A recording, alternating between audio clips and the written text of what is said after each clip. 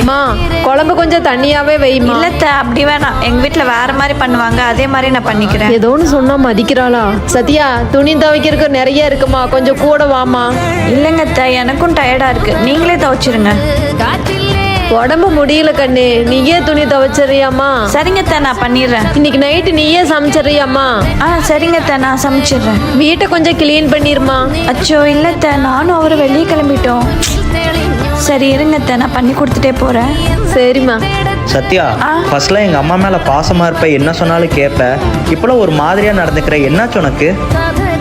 என்னம்மா துவைச்சிருக்க? துணியில அழுக்கே போல. என்னம்மா சமைச்சிருக்க? நல்லாவே இல்லை. என்ன நல்லாவே கிளீன் பண்ணலையாட்டிருக்கு. எங்க வேலையை விட்டுட்டு உங்களுக்காக ஒன்று பண்றப்போ அது பாராட்டலனா கூட பரவாயில்ல, ஆனா அது குறை சொல்லும் போது தான் ரொம்ப கஷ்டமா இருக்கு. சாரிம்மா. அதனால தாங்க அதை பண்ணி நான் கெட்ட பேர் வாங்குறதுக்கு அது பண்ணாமலே கெட்ட பேர் வாங்கிடலாம் போல.